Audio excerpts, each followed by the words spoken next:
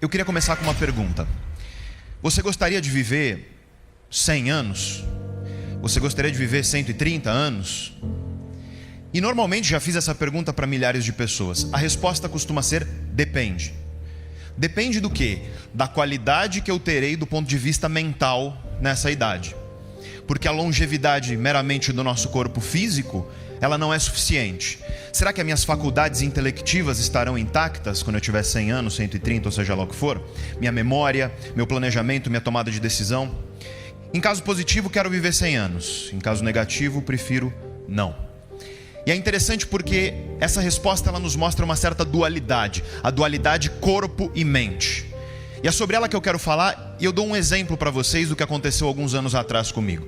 Sou professor de faculdade, alunos de 18 anos de idade, aproximadamente, e uma aluna chegou para mim um belo dia e disse assim: professor, eu não quero mais homem que malha o corpo, eu quero homem que malha o cérebro.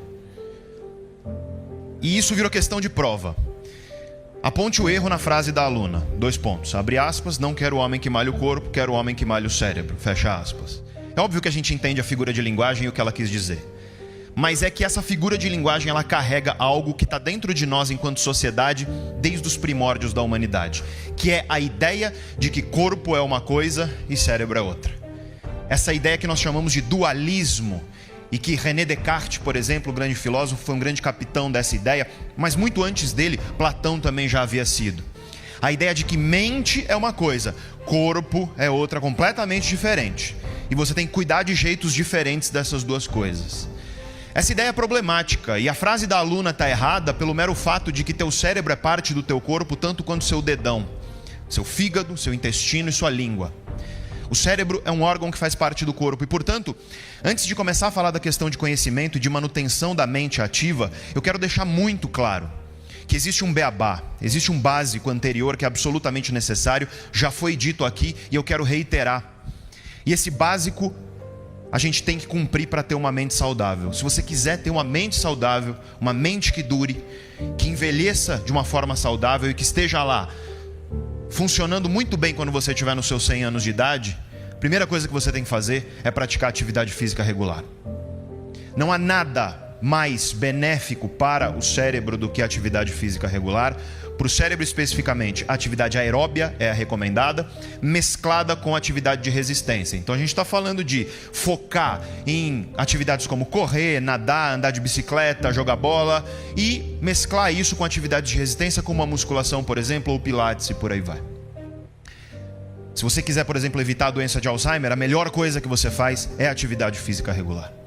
Em segundo lugar, é claro, o corpo é uma máquina e o que a gente bota dentro dele vai ditar, em grande medida, a qualidade de como essa máquina funciona. E, portanto, a alimentação saudável. Se você quer uma mente funcionando, capaz de aprender pelas próximas muitas décadas da tua vida, alimente-se bem. A dieta mais estudada pela ciência é a dieta do Mediterrâneo. Essencialmente, a gente está falando de uma concentração da tua alimentação em vegetais, grãos integrais, carnes brancas, óleos saudáveis. Em terceiro lugar, e não menos importante, sono. Sono é super importante. Dormir pouco mata. Dormir muito mata. Sono é um processo homeostático, é um processo de regulação biológica do nosso corpo e, portanto, equilíbrio é fundamental. Da mesma maneira, aliás, exercício físico demais faz mal, sedentarismo também. Esses 3 elementos, eles são o beabá, eles são o básico. Ou seja, não adianta você aprender Aristóteles se você é uma pessoa sedentária, tabagista, dorme 3 horas por noite.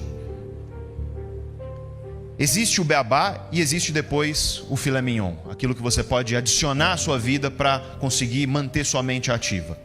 E é sobre isso que eu quero falar hoje, e eu quero começar com um dado que ele é muito alarmante. Foi dito aqui já antes de mim, o Brasil está engatinhando nesse processo de se preocupar com o futuro da saúde, mas é interessante perceber que do ponto de vista do cérebro, as prospecções que a gente tem para a saúde do cérebro daqui a 30 anos, então estamos falando de 2050, elas mostram que a prevalência de Alzheimer, por exemplo, na América Latina, ela vai ser a maior do mundo. E dentro da América Latina, provavelmente o Brasil vai ser o país com a maior prevalência.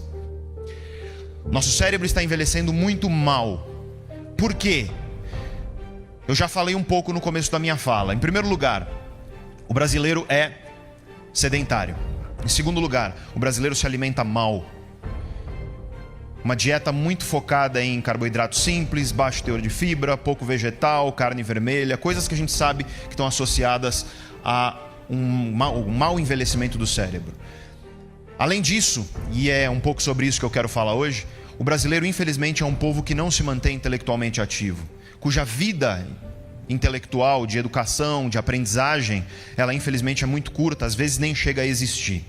E isso é fatal. E nesse sentido, é interessante perceber que isso tem tudo a ver com um sintoma de uma sociedade que é a sociedade do imediatismo. É a sociedade onde você puxa seu telefone agora e você consegue pedir a comida que você quiser. É a sociedade onde fast food já diz tudo, é a comida rápida. É a sociedade de fórmulas prontas para tudo. Por exemplo, capas de revista de fitness, onde você vê barriga chapada agora, sarado em 30 dias. Você percebe que não vai ter uma revista que vai te dizer assim: fique com o corpo que você deseja se você for para a academia de 3 a 5 vezes por semana, de 40 minutos a 1 hora, durante 5 anos. Alimente-se saudável, de maneira saudável nesse tempo, e talvez você olhe no espelho daqui a pouco e se orgulhe. Não, é sempre agora, imediato, né? Interessante. Fórmulas prontas até para o bem-estar, até para a felicidade, se você parar para pensar. Livros de autoajuda nos dizem o que nós temos que fazer para ser feliz amanhã. A fórmula disso ou daquilo. É interessante perceber que isso se espelha em uma realidade que quer respostas imediatas, rápidas e simples para perguntas que são complexas. A mesma coisa com dieta, se você parar para pensar. Qual é a dieta do momento? Aí você tem aquela pílula que vai ser a saúde do momento. Sei lá, hoje em dia talvez seja óleo de coco, alguma coisa do tipo. Abacate, sei lá. Parece que, então, construir saúde é você seguir certas fórmulas simples, construir bem-estar é seguir certas fórmulas simples. E no conhecimento acontece a mesma coisa, manter seu cérebro ativo. O que você faz se você quiser evitar a doença de Alzheimer? Alguém vai te dizer: faça palavra cruzada. Do ponto de vista científico, se você fizer palavra cruzada, você vai melhorar muito a sua capacidade de fazer palavra cruzada.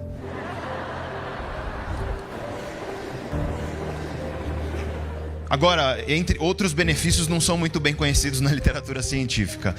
Mas isso não é leviano. Aprender palavra cruzada te torna bom em palavra cruzada. Aprender uma segunda língua te torna bom em uma segunda língua. E a ideia é que manter o cérebro ativo do ponto de vista psicológico é justamente aprender coisas novas. Se você nunca fez palavra cruzada, faça, porque é bom. Mas no momento em que você aprendeu e se adaptou à palavra cruzada, aprenda algo novo. E a pergunta que eu faço para você é: quando foi a última vez que você aprendeu alguma coisa nova? Se existe uma regra na natureza, é a regra do mínimo esforço. Energia é um recurso muito escasso na natureza, e a natureza fez com que no processo evolutivo as espécies tendam a conservar energia. Essa é uma prerrogativa biológica muito básica. Geralmente, então, as pessoas têm vontades que são referentes às coisas imediatas que estão à frente delas. Suas vontades tipicamente são de ficar deitado no sofá, assistindo um seriado, assistindo novela. Sempre tem alguém que levanta a mão e fala: mas eu adoro ir para a academia. É porque você é bizarro, né? Brincadeiras à parte, na verdade, do ponto de vista estatístico, você é um outlier. É isso que a gente chama.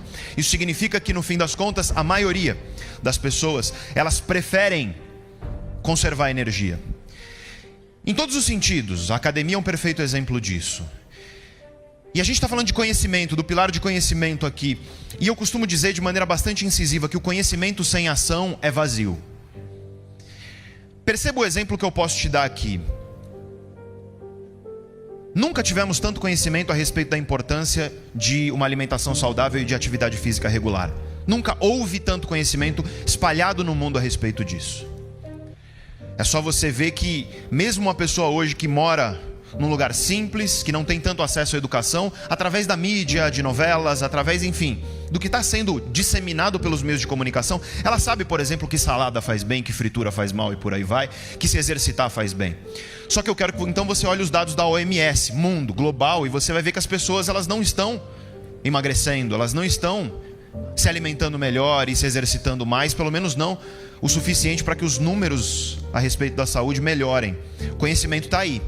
Mas o conhecimento ele só serve para algo de fato quando ele muda a forma como você se comporta. Quando ele altera ou transforma um pouco a forma como você age.